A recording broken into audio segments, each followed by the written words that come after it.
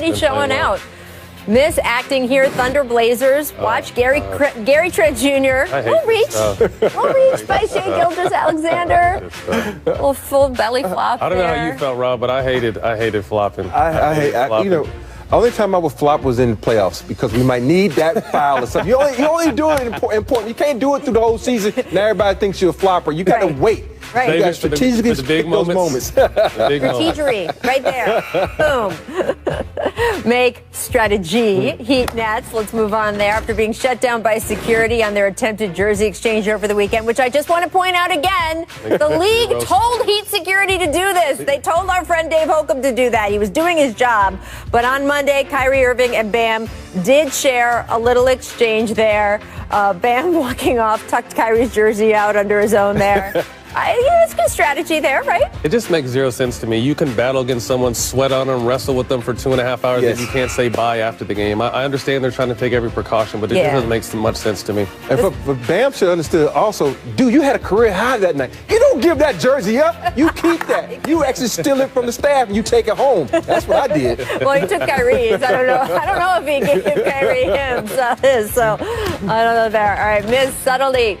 Nuggets, Mavs, Jamal Murray getting knocked to the ground trying to get by Timmy Hardaway Jr. Murray gets up, tried to sneak a little blow on Hardaway, but not sneaky enough because he was ejected. Cameras are everywhere. You can't do this. He's like, okay, I was trying to get up. He was in my way. No, there's certain ways you can get up, my brother. But, you have to respect Hardaway because a lot of guys. Yeah, not just going to take it. To that, not going to take that. He definitely acted the right way, for where the game is at today. But, back in the day, that would have been some trouble. When I used to cover the NFL, offensive linemen would tell me, like, what went on at the bottom of the pile when no one's looking. And there was more of that than you would want. That's all I'm going to say. All right, make confidence. Lakers, Cavs, JaVale McGee decided to again show off his ball handling skills. We've been showing this on the jump. Now, this time it did not go as well as it did the other night. I don't know. Sometimes you do something, you get excited, and then you try it again, and maybe he's flying a little too close to the sun there, trying to be the point center, Robert. He's on the trademark. Go ahead, Rob. He's determined. This is his old team. He wants to show these guys, I still have some skills, man. Right. Y'all let me go too soon, but JaVale's one of those guys you just want to sit back and watch what he's going to do next. Yeah, I mean he's on the trade blocks, so to speak. So I think he's trying to show his talent. But in the summertime, he works out as a full guard. So none of this really surprised me when he actually has the nerve to do it in the game. Well, JaVale, not the only one in Cleveland feeling himself last night. LeBron James absolutely went off in his first game back in his old home arena in 2 years. James dropping 46 on his former team. 21 of those points came in the fourth quarter, where he outscored the entire Cavaliers team by himself. And you can see here just how efficient he was, especially from range. He made 7 of his 11 threes. Now, as mentioned, he turned it on in the fourth, which came about a little extra motivation from a special spectator who let LeBron hear it after missing a shot close to the end of the third. Take a listen here.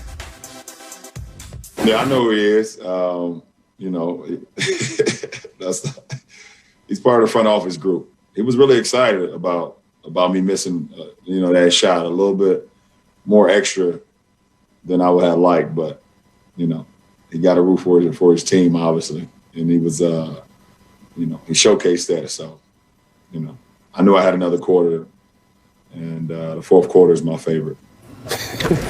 Matt, come on. Someone who works for the Cavs should know better, right? I mean, there's always that one person when a joke is told that kind of laughs a little bit too hard. You know what I mean? And I kind of feel like even if they didn't do nothing, you're going to be the reason why. He was definitely the reason why. LeBron went for 21 in the fourth quarter and outscored the whole Cavs team. So, he looked for anything similar to what Kobe did. Look for anything for motivation, and he definitely found it. The real part about it, look at the head snap. It was a quick head snap. Like, oh, no, you did like just he knew and the then he laugh. looked back Like at him he knew again. who laughed. Exactly. Like I heard that laugh before. I got you. You want to wake me up? Right. I got something for you right here. And he went off, true LeBron style. In his building, the building LeBron built. There you go. That's all I got to say. And look, our Dave McMenamin reporting. You're not going to sneak much past Dave. Dave found out it was Jason Hillman in the Cavs front office. Good job, Jason. That LeBron had the interaction with. So, yeah, I don't know how he feels this morning, but there you go. We will be right back after a quick break. But up next, Woj.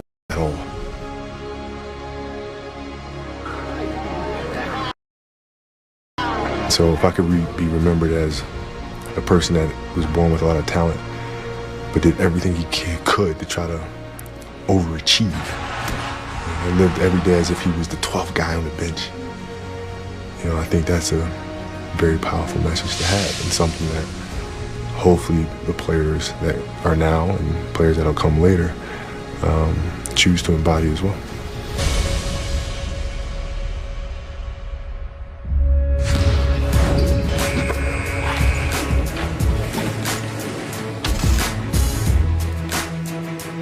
Welcome to a very special edition of The Jump. I'm Rachel Nichols. I'm alongside two of Kobe's former teammates, NBA champions, Matt Barnes, Robert Horry.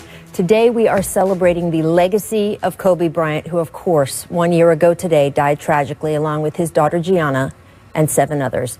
And coming up on the show, we are going to have a number of people who are part of Kobe and Gianna's lives joining us, plus numerous current NBA stars reflecting on the first time they faced Kobe in a game. We've been working on this project for weeks. We cannot wait to share it with you. But first, there was no one like him. I've worked in this business for more than 25 years. I have covered everyone from Muhammad Ali to Michael Jordan, from Joe Montana to Tom Brady, from Serena Williams to Tiger Woods. And I can tell you for sure, there has never been anyone quite like Kobe Bean. He could burn with intensity 1 minute and make mischief the next. He was wildly creative, but at the same time, maddeningly precise. He was not perfect. He had flaws. He did things that he would come to deeply regret, but he also understood that what you did next, how you move forward, that mattered deeply.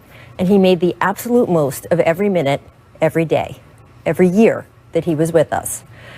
I actually saw him not that long before he died, and I remember so clearly that day how we were joking about having crossed the threshold of having known each other for more than half our lives, and what that meant about how old we had both gotten.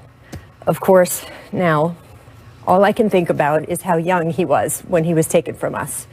How young that sweet, funny, smart, talented girl was, and what a tragedy it is for the family that was left behind. And to that end, we want to make clear that over these next 2 hours, we are keeping front and center the words of Vanessa Bryant, who recently posted on Instagram that she knew today would be full of remembrances of her late husband. She wrote, quote, "I want to thank everyone that has handled their media coverage respectfully. To everyone else, please reconsider your news story and look at your footage through the eyes of their children, spouse, parents, siblings, and family. Celebrate their lives, not the day they lost them." So that is what we are going to do today. We are going to celebrate the extraordinary. And we're not the only ones. Last night, Kyrie Irving arrived at his game wearing a Kobe number 8 jersey. And he told the cameraman, "You know who I'm rocking tonight." Robert, Matt, I know this day has been on the calendar. You knew it was coming. But Robert, why don't we start with you? What do you remember about your friend today? What's it bringing up for you? You know, for me, I got to know Kobe when he was a rookie. And I got traded to the Lakers, and it was all this hype around this high school kid. And I'm like, okay, hadn't seen him play yet. So I get into practice, and it's a shoot-around. And he's going 1,000 miles an hour. And I'm looking at him like, dude, slow down. He's like, I got to get better. I got to get better. And that was just his whole mentality. He wanted to get better each and every day. And I'm looking at him like, dude, it's shoot-around. Nobody's going 100 miles per hour. But the thing about him is you just knew he was destined to be great because he had that energy and that work ethic like no other. And for me to have that moment to see what he could become and to have a lot of conversations with this guy and share some of my knowledge with him. And I remember when we finally had that first one-on-one, the first thing out of his mouth was, "Tell me about Dream's footwork." I'm like, "I'm doing all right. Thanks for asking," you know, but it was just that. He wanted to get better. Nice to see you too, Kobe. He wanted to learn from the guy that had the best footwork in the game, and that's just who he was. His whole mentor was to get better and to try to be the best at that game. And all I could do was sit back and just respect him and just watch him and, believe it or not, learn from him, because even though you're